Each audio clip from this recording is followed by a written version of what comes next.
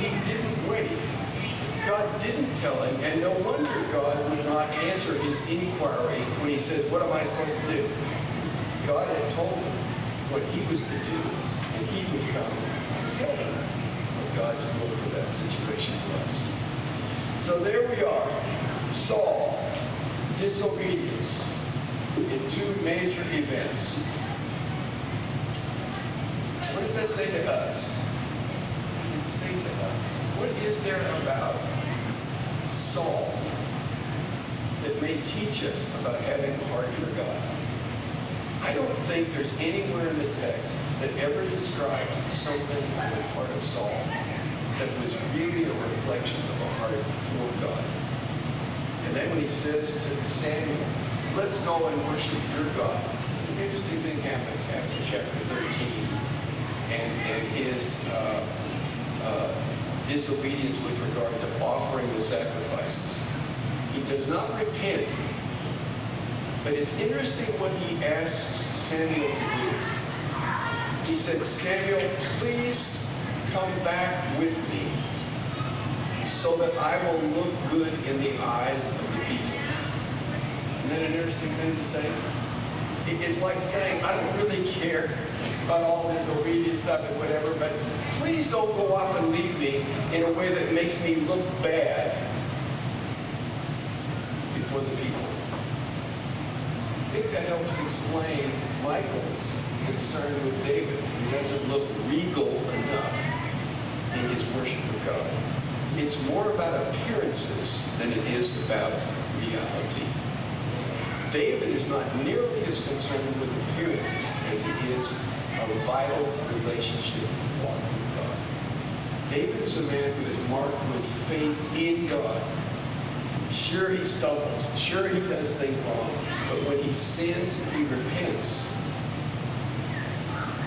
And he worships God. I just don't see that with Saul.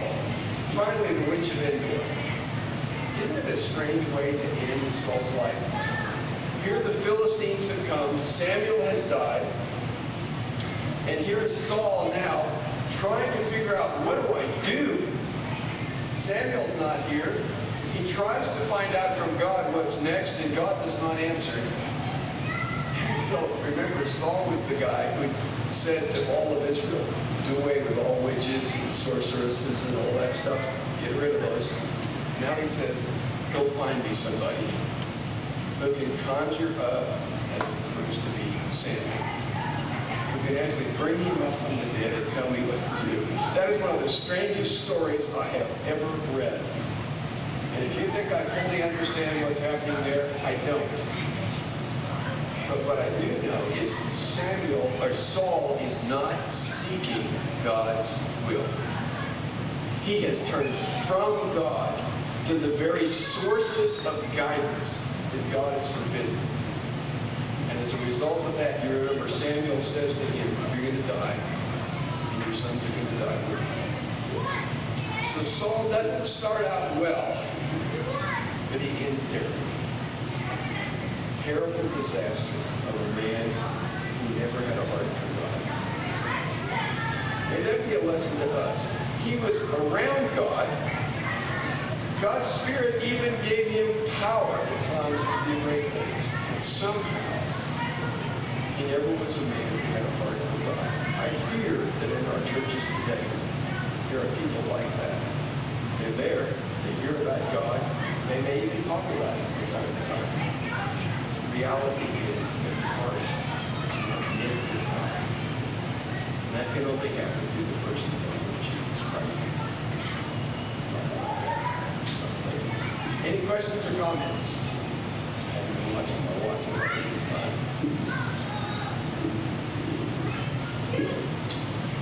Saul, interesting. Tomorrow morning, David and Goliath.